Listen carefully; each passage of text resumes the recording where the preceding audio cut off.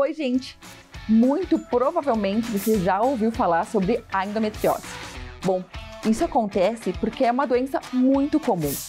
Segundo dados do Hospital Albert Einstein, atualmente cerca de 2 milhões de brasileiras têm suas vidas afetadas pela endometriose. E é tão comum que, inclusive, nós temos o Dia Internacional da Luta contra a Endometriose, no dia 7 de maio, e o Dia Nacional, que é no dia 13 de março. Para falar sobre esse tema, nós estamos recebendo aqui no estúdio da TV Câmara a médica Franciele Vigo, que é coordenadora do curso de medicina da FSG e também especialista em reprodução humana. Tem uma clínica, né, também. A Franciele vai contar um pouquinho mais para nós depois. A Andressa Roglio, que trabalha aqui com a gente na Câmara e passou por endometriose. A Suziane Hella Moraes, que é nutricionista. E a médica também, Fernanda Castilhos Bose, que é ginecologista e obstetra e especialista em cirurgias de endometriose.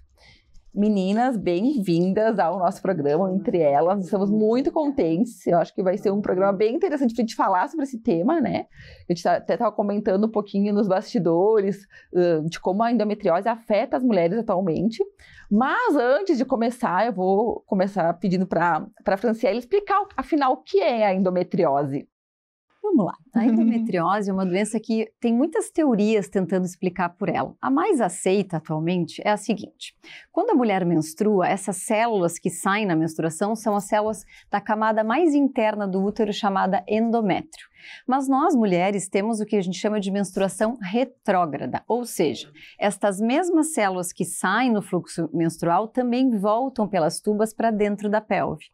Por alguma questão de dificuldade de limpeza dessas células na pelve, elas vão se acumulando lá a cada ciclo menstrual e elas guardam a sua memória de endométrio. Então, a cada mês elas inflamam, elas acabam fazendo um processo inflamatório crônico e isso pode provocar os sintomas clássicos da endometriose, que são normalmente caracterizados por uma dor muito intensa.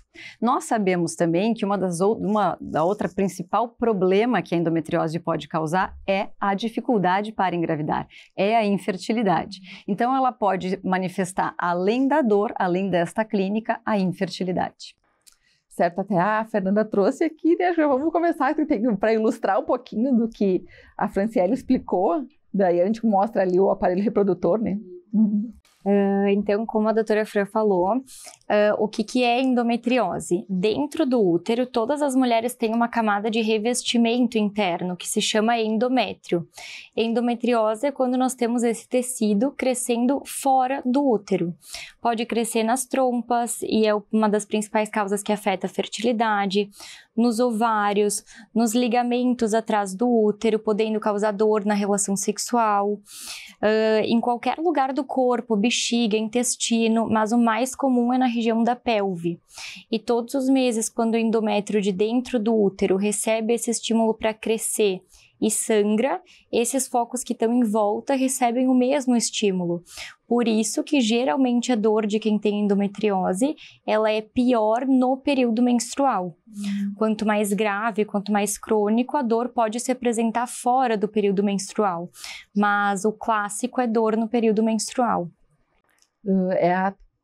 O sintoma mais comum é a dor no período menstrual, a cólica. A cólica, a famosa cólica, sim, que muitos anos as mulheres passam da vida acreditando que é normal, né? E às vezes é um sintoma já da endometriose. Até a Franciele falou da menstruação retrógrada, todas as mulheres têm? Sim, mas algumas não vão ter esse problema dessa dificuldade de retirar, de fazer essa limpeza das células. Então, a gente não sabe se isso é uma questão genética, epigenética, o que vai fazer com que algumas mulheres manifestem esses sintomas e outras não. Da mesma forma, a infertilidade. Não são todas as mulheres que têm endometriose que enfrentarão problemas para engravidar. Não existe essa regra, mas nós sabemos que quem tem infertilidade, cerca de metade delas terá o diagnóstico de endometriose. Então, uma mulher que busca ajuda por não estar conseguindo engravidar, mesmo que ela não tenha a clínica clássica da dor, eu preciso pensar que essa doença existe. Eu preciso ativamente ir em busca dela. E aí eu faço o diagnóstico e às vezes eu já consigo resolver, obviamente a depender de cada caso, mas eu consigo oferecer a terapêutica adequada para cada casal. Eu até estou comentando aqui com as doutoras, antes de o programa começar, que eu passei por uma endometriose silenciosa, que eu fui descobrir, então, na tentativa de engravidar, fui descobrir que tinha e passei pelo procedimento, né? Depois nós vamos falar um pouquinho mais. E, enfim, eu fazendo esse procedimento, consegui. Eles não consideram uma cirurgia, né? É um procedimento, videoparaloscopia, né? E aí consegui, enfim, daí ter a minha gravidez. E a Andressa, né, que passou por isso, Andressa, conta como que tu descobriu, assim, a endometriose. Na verdade, já desde do primeiros sintomas que eu iria começar a menstruar, ser mocinha, né, já veio uma forte cólica. No outro dia, então, desceu a menstruação, né, eu vim ser mocinha, então, e dos 12 anos aos 19, eu vinha sofrendo mensalmente com aquela dor intensa. Tanto é que nas primeiras menstruações eu já fui no ginecologista com a minha mãe e por busca de respostas, né? Muitas dúvidas, como qualquer outra mulher, né? Um período bem complicado na adolescência, né? E ainda com mais essa situação. Então, dos 12 aos 19 eu sofri e não sabia o que era que eu tinha, né? Então a gente fica perdida. Até eu estava comentando com a doutora antes, né? Na verdade, eu me autodiagnostiquei num programa como esse que a gente está conversando hoje, que era o bem-estar, né? Que não tem mais. Então, todos os sintomas ali que eles falaram, as médicas falaram, eu tinha. E eu atentamente anotei todos os sintomas e cheguei no meu médico e falei, eu tenho endometriose, só preciso agora a confirmação do diagnóstico através de um exame, né? E foi isso que... Aí eu fiz o tratamento, né? O tratamento que ele me deu, que no momento eu não queria ser mãe, né? Aos 19 anos. Era tomar um remédio contínuo, sem pausa. Então aquilo ali pra mim, eu tava no céu. Eu tomava o Gestinol. Eu tomei o Gestinol. O Gestinol e o Tamisa é o mesmo, né? Muda esse só os nomes. Que eu pedi para as médicas é um anticoncepcional. É um anticoncepcional, normal, né? Só que ele é mais específico para... Que eu acho que o tratamento da endometriose é com anticoncepcional. Na verdade, existem várias formas da gente fazer o tratamento a depender do que a paciente deseja e da clínica dela. Então, normalmente, essas pacientes que têm muita dor, a doutora Fernanda vai ser maravilhosa, porque cirurgicamente consegue se resolver muito esses sintomas da dor. E, de uma certa forma, eu também melhoro o potencial fértil. Para a fertilidade, o padrão ouro, se eu for desconsiderar o sintoma da dor, é fertilização in vitro. Esse é o padrão ouro de tratamento para quem tem endometriose. A grande questão agora, e aí a Fer vai conseguir nos dizer de uma forma muito melhor, é a demora no diagnóstico e o tempo que as pacientes demoram para tratar e para começar a tentar engravidar. E aí a gente tem a questão reserva de óvulos e idade materna avançada, que começa a me trazer dificuldade. Então, no momento que a gente faz um diagnóstico precoce, eu tenho muito mais ferramentas para usar, eu tenho muito mais liberdade do que oferecer para essa paciente. Então, se descobrir precocemente, já poderia passar por uma cirurgia, pelo procedimento? Nem toda paciente com endometriose é indicação de cirurgia. É o que eu sempre digo, assim, o tratamento da endometriose ele tem que ser individualizado de acordo com a queixa e de acordo com o desejo reprodutivo da mulher. A primeira linha de tratamento para dor, atualmente, é o contraceptivo combinado. Contraceptivo combinado ou só progesterona de forma contínua. Se eu evito a menstruação, geralmente eu melhoro a cólica da mulher. Só que, ao mesmo tempo, o anticoncepcional não previne a progressão da endometriose. Uma boa porcentagem das mulheres que utiliza o anticoncepcional melhora da dor, contudo, a endometriose segue crescendo. Vai piorando. Então, eu sempre digo que o tratamento, a base do nosso tratamento é diminuir a inflamação do corpo. A endometriose ela é uma doença inflamatória crônica. Ou seja, ela é uma inflamação do corpo que mesmo com a cirurgia, mesmo com a fertilização, a doença vai seguir ali.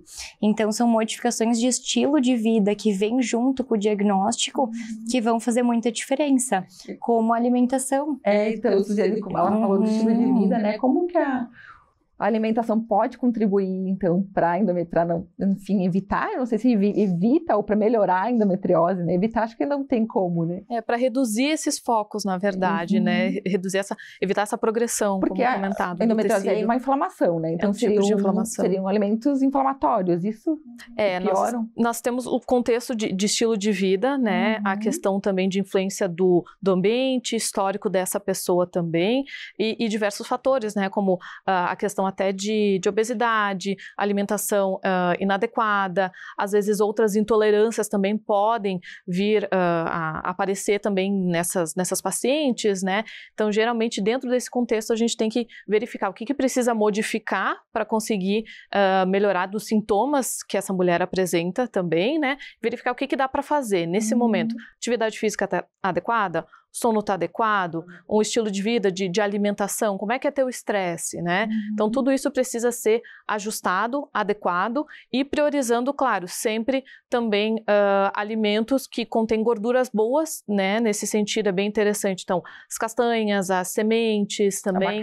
Abacate, né? Geralmente não é muito comum aqui, mas peixes, né? Frutos do mar também, o azeite de oliva também. Então, priorizar esses alimentos e fibras que falta muito já na população comum, né, normal, 25 a 30 gramas de fibras, isso é muito difícil na população, porque hoje em dia estão reduzindo cada vez mais o consumo de frutas, verduras e legumes também, né, aveia, sementes também, então, por causa disso, desse contexto todo também, as mulheres acabam apresentando também esses sinais e sintomas da endometriose, que é uma inflamação. E especiarias, de uma forma geral, canela, cacau, açafrão também devem ser utilizados para essas mulheres. Isso é super importante. E vitaminas? Tem vitaminas que você suplementa, que é interessante no caso de endometriose? Dentro de suplementação, nós podemos colocar muitas vezes um ômega 3, pensando nas gorduras boas que eu falei, comentei. Como a gente não consome peixe aqui, né? Exato, então é muito baixo, né, esse consumo. Então, o ômega 3 é bem interessante para essas mulheres, pensando nessa inflamação. Nós temos também cúrcuma, extrato de cúrcuma longa também, manipulado, né, que é diferente do pozinho. Então, extrato seco realmente concentrado. Temos o resveratrol aí presentes em frutas vermelhas, também é bem interessante, principalmente aqui, Serra Gaúcha, né? Bem interessante. Vitamina D, adequar, ajustar, porque sempre está em baixa, né, deficiência. O magnésio também pode ser interessante para contração e relaxamento também, e pode acabar reduzindo também um pouco da dor que essa mulher sente. Então, tem alguns que podemos utilizar e também verificar os exames de sangue para ver o que está em falta, que é muito comum a anemia. Cada organismo é um, né, também.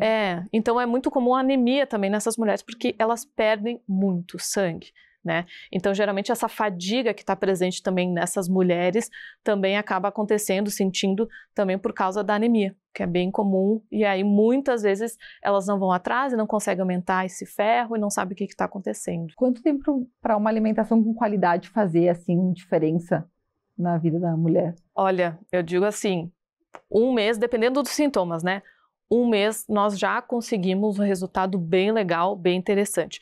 Porque, como eu disse, são vários pontos a serem ajustados, dependendo da mulher também, mas em questão de 1 mês já vai observar uma redução, talvez, da dor, consistência e frequência das fezes, isso é bem importante. Muitas vezes essa mulher vai ter constipação, diarreia, né? Então é muito importante investigar também, além da endometriose, como eu falei, alguma alergia, alguma outra intolerância ou alterações do distúrbio gástrico, né? Intestinal também. É importante investigar também, porque muitas vezes tem alguma gastrite, pangastrite, intolerância à lactose, por aí vai, né? Sim. Andressa, tu chegou a mudar a alimentação quando descobriu que tinha endometriose?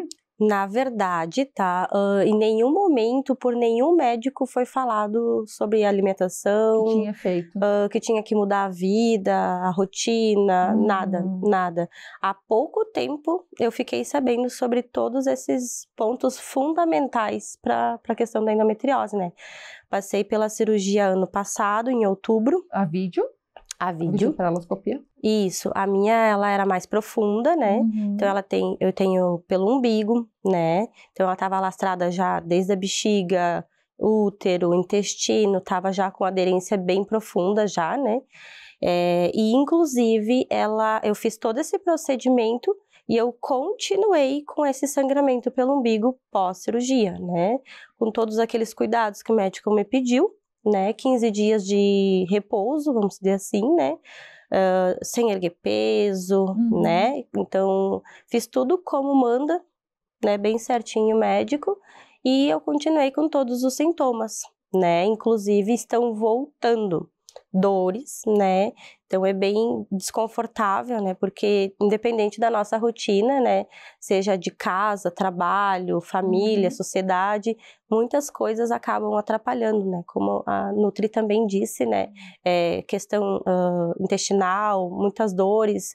Parece que junta tudo, sabe? É bem complicado o dia a dia da gente, sabe? E mesmo tendo vários cuidados, ainda voltou. Atrapalha a qualidade de vida, assim, também, tudo, né? Fazem anos também que eu sou casada, então o relacionamento é bem complicado, né? É doloroso, então é um misto de emoções, sentimentos, dores, e a gente tem que seguir, sabe? A vida, o dia a dia, o cotidiano, e tentar tratar da melhor forma possível. Mas sobre alimentação, em nenhum momento os médicos tradicionais, vamos dizer assim, ginecologista, obstetra, eles não falam sobre esses assuntos, assim. A gente até pergunta, tem que mudar alguma coisa, faço suplementação de algumas vitaminas, né? Mas acredito que eu ainda estou bem longe do que deveria ser o tratamento mesmo correto e adequado. Fernanda, Franciélia, nesses casos de endometriose, assim, se tratar precocemente, tem como evitar que evolua, assim? Ou cada paciente vai evoluir independente, ou muitas não sei. O que a gente mais estuda em endometriose hoje em dia é o padrão de progressão. Ainda é um mistério, assim, ainda a gente não tem 100% de segurança. O anticoncepcional não barra a progressão. Cirurgia diminui, mas é uma média de 2 anos. Se a paciente segue com o corpo inflamado, a doença vai voltar. Então, o que a gente mais estuda é o que as pacientes fazem de diferente, que faz com que para uma evolua, para outra melhore. E daí eu volto a dizer que é os hábitos de vida, é a inflamação de corpo. E eu realmente acredito que daqui 10 anos, 15 anos, a gente vai ter muito mais evidência sobre isso do que a gente tem hoje. Mas o que eu percebo muito são 4 fatores que eu brinco com as pacientes. Alimentação, então uma boa alimentação, alimentos inflamatórios têm um potencial de inflamar o nosso peritônio, líquido peritoneal, e alimentar a endometriose. E alimentos anti-inflamatórios, o oposto. Atividade física, pelo menos 3 vezes por semana, libera citocinas inflamatórias. Imagina se a atividade física atua na prevenção do câncer, imagine o que ela não faz com a endometriose, né? A endometriose pode evoluir para um câncer?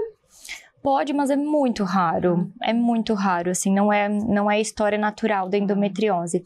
Ela cresce, invade órgãos, destrói órgãos, prejudica a função, mas muito raro vira câncer. Mas ela é uma doença que tem esse potencial invasivo de invadir órgãos igual um câncer. Então, a atividade física também tem um fator muito importante. Nível de estresse.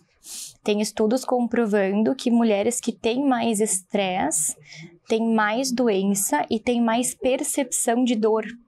E é o que eu sempre digo, por favor, não me entendam mal, não é psicológico, é químico. A mulher que está estressada, ela vai ter mais dor. E sono. Qualidade de sono faz muita diferença também.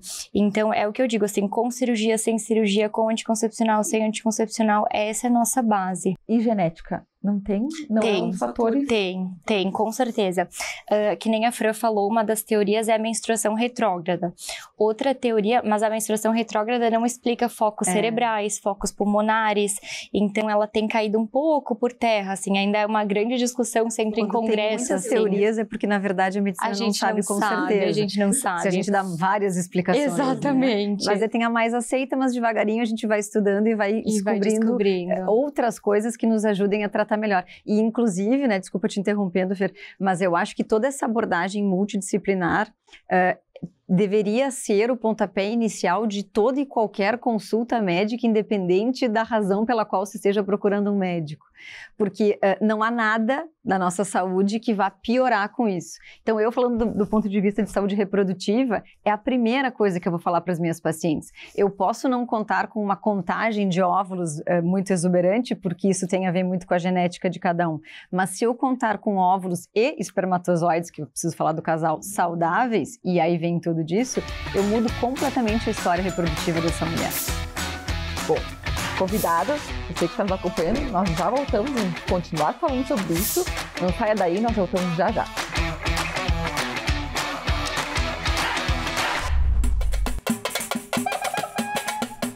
No Brasil, a gente olha para frente com esperança, tem fé e arregaça as mangas. Neste governo, a saúde é prioridade. A gente trabalha para que cada brasileiro e brasileira receba o atendimento que precisa. Seja uma consulta nas unidades de saúde, seja na vacinação, no acesso a medicamentos gratuitos ou no exame necessário para uma possível cirurgia. A gente trabalha para reduzir as filas. A gente trabalha por um SUS cada vez mais presente, universal e integral, capaz de alcançar toda a nossa população. A gente trabalha para cuidar da população em todas as etapas da vida, pela mãe e por quem ainda nem chegou. A gente trabalha para garantir profissionais de saúde qualificados, para garantir investimento em tecnologia de ponta e para garantir atenção em todas as etapas. Trabalha por um Brasil sorridente, por um Brasil saudável. Trabalha ao lado da ciência e do respeito pela diversidade. Esse é o Brasil bem cuidado que queremos. Fé no Brasil, a gente está no rumo certo.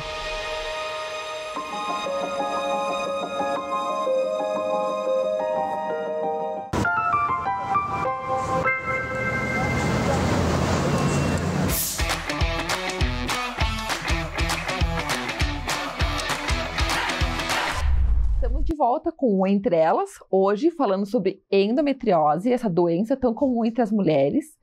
E no bloco anterior, a Fernanda, né, médica, que está aqui conosco, estava comentando sobre os 4 fatores, né, que afetam, que tem a ver com a endometriose. E a gente falou da genética, né, Fernanda? Tu pode explicar um pouquinho mais desse assunto, como é que a genética está relacionada com a endometriose? Perfeito. Outra teoria, além da teoria da menstruação retrógrada, é a teoria que desde o embrião, assim, então, algo que já veio com a paciente, focos microscópicos e que são ativados por algum motivo e esses focos começam a crescer. Então, é o que a gente estuda muito, assim, o fator genético importa, sim. História familiar é um fator de risco para desenvolver endometriose.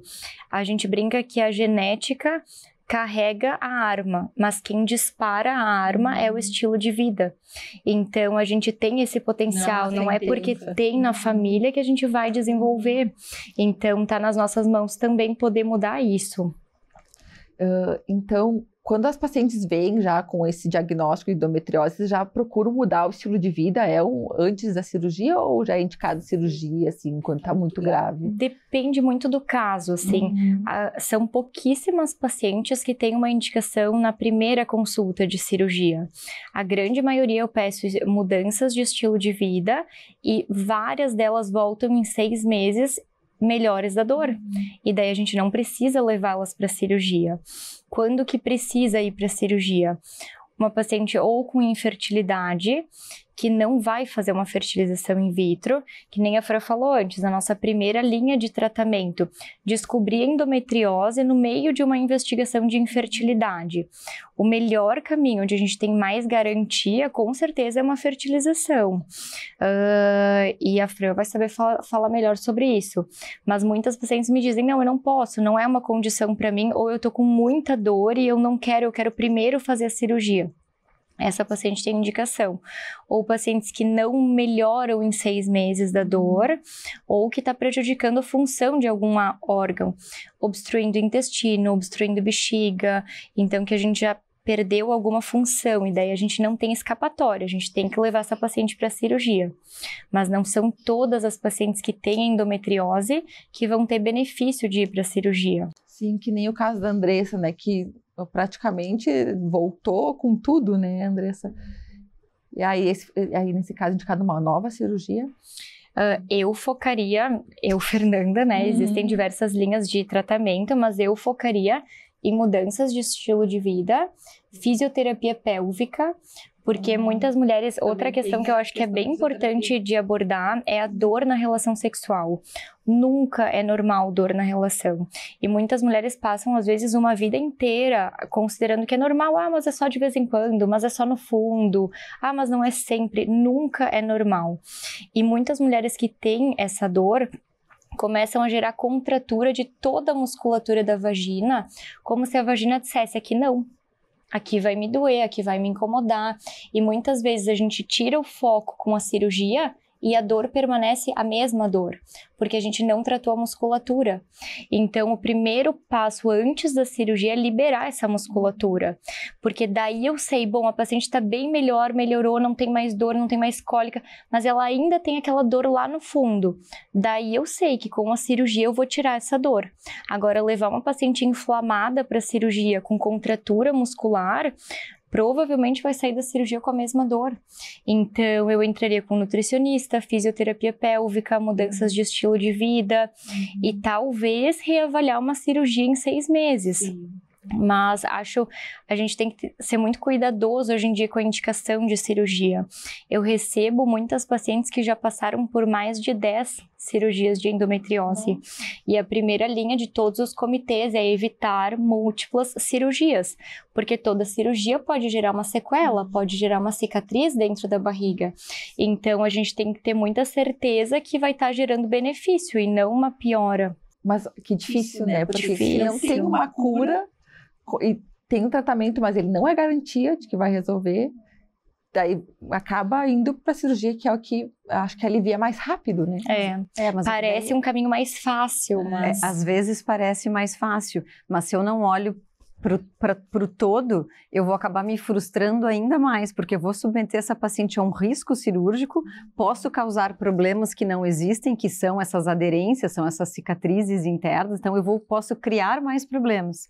E falando especificamente do ponto de vista reprodutivo, a gente não deveria, pelo menos na feira a gente conversa muito sobre isso, né? Sobre a necessidade de se avaliar a reserva de óvulos de cada mulher antes de submetê-la a um procedimento cirúrgico, porque por melhor que seja o cirurgião, por mais cuidadosa que seja a cirurgia, existe um risco de eu diminuir a reserva de óvulos dessa paciente.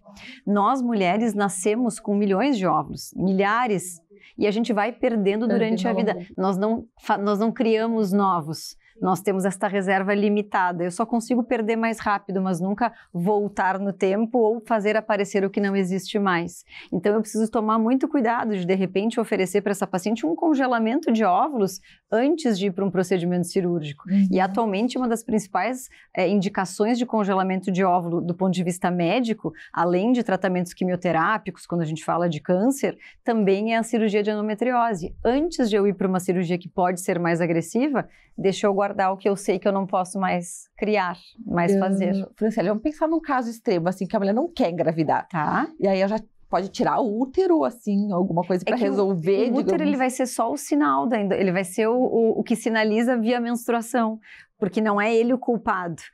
Enquanto o hormônio estiver presente no corpo, a doença vai estar ativa. Só que como é que eu vou fazer uma cirurgia de tirar os ovários de uma mulher e deixá-la numa menopausa cirúrgica? Todos os riscos que vêm com uma menopausa cirúrgica, que é uma coisa muito abrupta e agressiva. Nossa. Então, assim, é muito delicado a tomada de decisão e eu preciso, exatamente como a Fer falou, individualizar cada caso e contar com os profissionais de outras redes de apoio de saúde que fazem toda a diferença. Franciele, eu vou trazer, já estão falando de reprodução, né? Eu vou trazer meu caso. Para mim, a vídeo, paroscopia, ok, resolveu o meu caso, consegui engravidar no primeiro ciclo.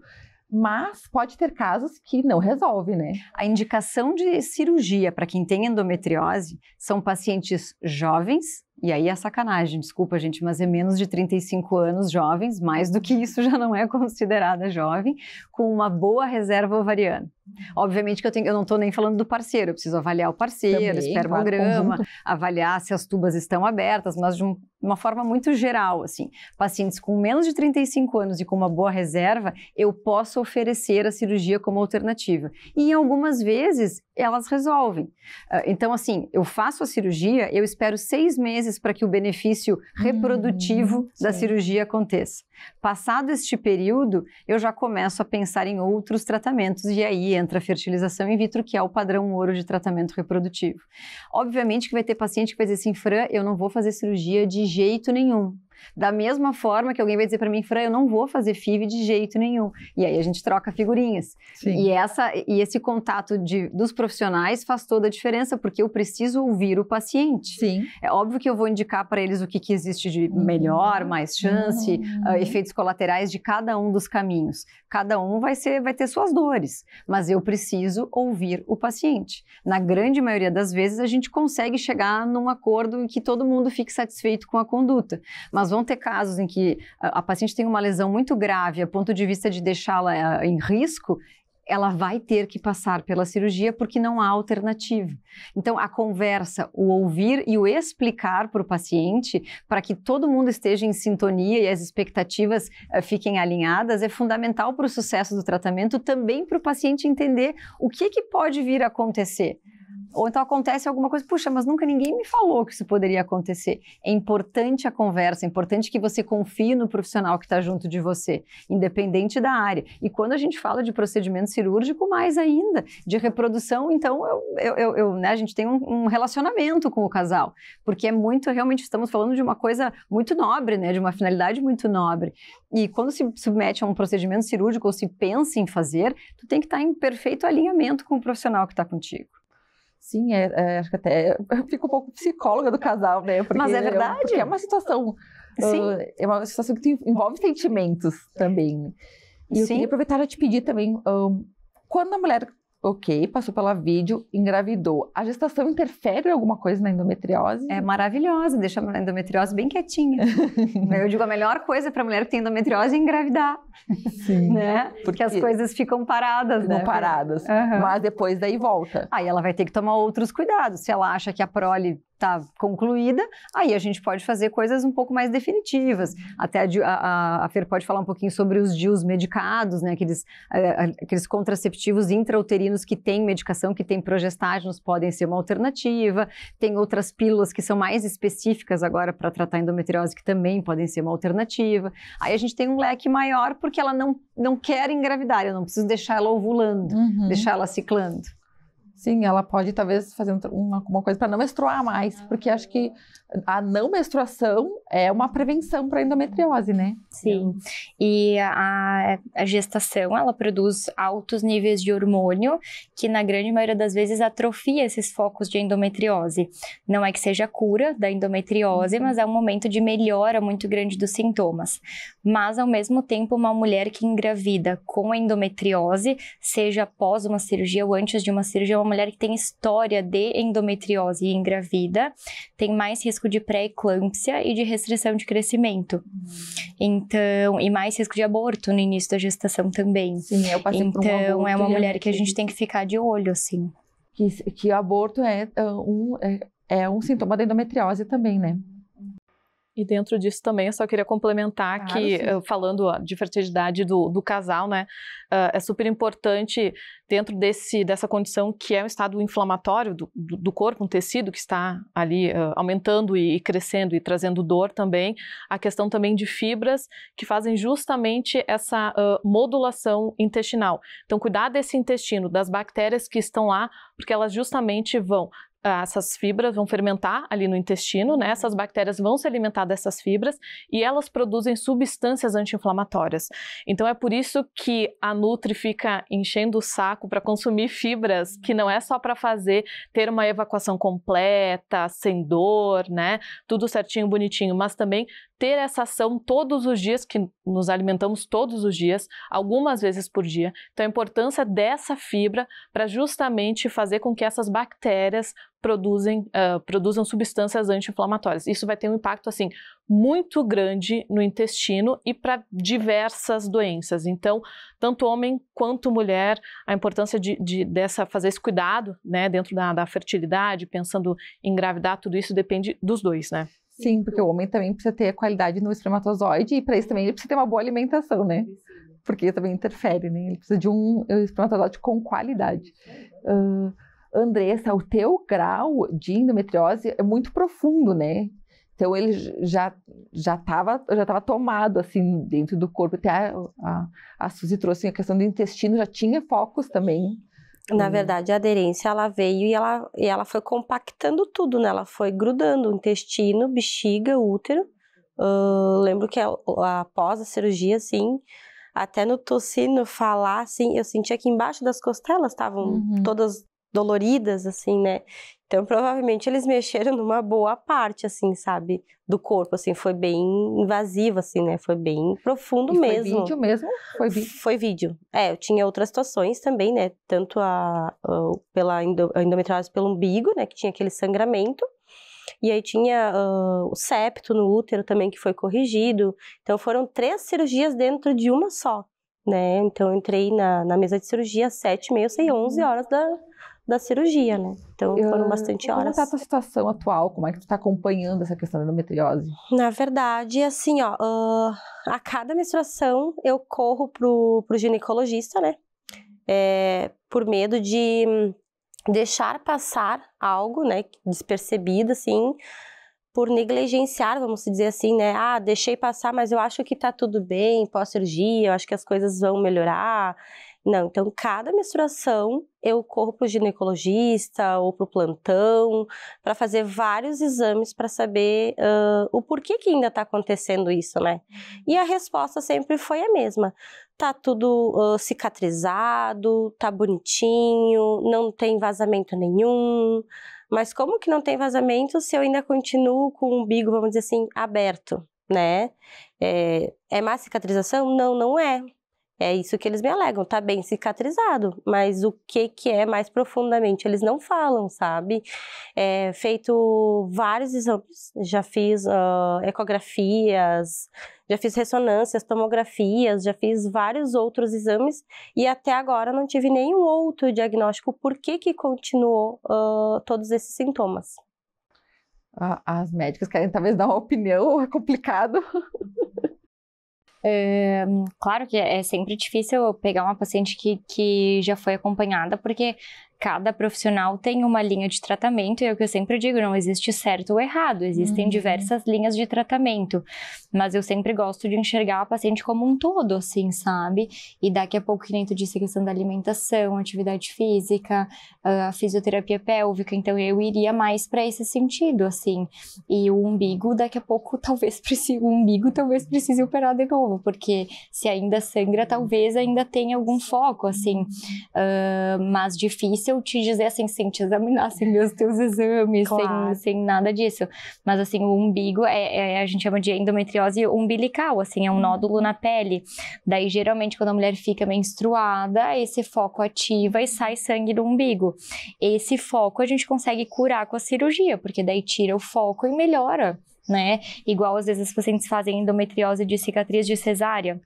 Algum foquinho migra e toda vez que menstrua dói o nódulo. Esse também a gente tira, consegue curar, né? Franciele, os tratamentos, para quem não consegue, né, ter uma condição assim, pelo SUS tem esses tratamentos, né? Pelo SUS existe em Porto Alegre uma fila longa, mas que tem um limite de idade, que se eu não me engano é até 37 anos que as pessoas podem. São Paulo tem também pelo SUS. É mais complicado, porque são filas longas, demoradas, e eu digo que a gente acaba fazendo existir um problema que não existe, que é a idade. O tempo vai passando e a idade vai se tornando um problema. Então a gente tem uma questão cultural atualmente, né? Eu jamais vou criticar o estilo de vida das mulheres, até porque me encontro nesse estilo de vida em que a gente estuda, viaja, se especializa um pouco mais, trabalha um pouco mais, mas a maternidade vai sendo deixado de lado, né? Então, é só a gente pensar como é que era o estilo de vida das nossas bisavós. Biologicamente, nós fomos feitas para isso, para engravidar com 18, 20 anos. A nossa biologia é para isso. Mas a nossa vida mudou completamente e as mulheres estão pensando em engravidar ao redor dos 40. Elas estão com, acho que agora pode ser.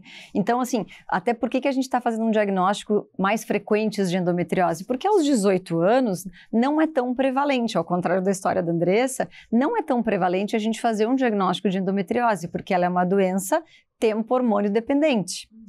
Agora, lá com 40 anos, em que essa mulher já passou boa parte da sua vida fértil, é muito mais prevalente eu encontrá-la em pacientes que estão tentando engravidar. E que o anti adormeceu, digamos assim. Ele pode ou não pode mascarar, como a gente tinha dito, né? Não são para todas. E pode ser também que a manifestação da dor não seja um sintoma tão gritante. Ou pode ser, é normal. Eu sinto uma cólica, mas é normal. E vive-se com esse normal. Porque cólica a gente acha normal, né? Vive-se com o normal. Todo mundo remédio também passou. Só que às vezes não é. Isso é uma coisa que eu ia falar que me chamou atenção na fala da Andressa, que é bem importante. Exames de rastreio ou de diagnóstico de endometriose não são exames feitos de rotina. Não é uma ecografia simples, não é um exame banal. Casos muito grosseiros, casos realmente muito generosos, eu vou conseguir fazer numa ecografia simples, tá lá na minha cara. Mas se eu não faço um exame específico com um profissional preparado para isso, eu não vou fazer o diagnóstico. Aí entra a ecografia 4D, a ressonância com preparo de intestino, com profissionais habilitados para buscar pelo diagnóstico da doença. Porque tem endometriose mais silenciosa também. São mais sutis, são mais... As coisas moram no detalhe. Exatamente. É só com o exame para constatar e ter certeza. Qual que é o exame que para constatar? É a ecografia transvaginal 3D, 4D. Qual que é a diferença das ela não é o mesmo exame. Tá. Mas é uma eco que tem um preparo de intestino com um aparelho diferenciado e com um profissional que sabe fazer este exame. E a ressonância também, uma ressonância de pelve com um preparo para fazer o diagnóstico, né? Bom, o nosso tempo está encerrando, infelizmente a gente teria muito para falar, né, e vai se aprofundando cada vez mais, mas eu quero agradecer muito a contribuição de vocês, principalmente para quem está nos assistindo. Provavelmente quem está nos assistindo ou teve, ou tem, ou vai ter, ou conhece alguém que tem, porque é difícil hoje em dia. Acho que vocês devem acompanhar muito isso no consultório, né, a Suzy também nos atendimentos, acompanha, acho que está crescendo muito, exatamente porque você trouxe, né, Franciele, o estilo de vida das pessoas, os fatores que a gente já carrega, né, agora, que vai para as próximas gerações, eu acredito, sabe? Então, enfim, é um assunto que vai aumentar, então é importante a gente trazer aqui. E muito obrigada, então, Fernanda, Suzy, Andressa, Franciele, pela contribuição de vocês, pela presença e também quem nos acompanhou. Obrigada pela sua audiência e até um próximo Entre Elas. Até lá!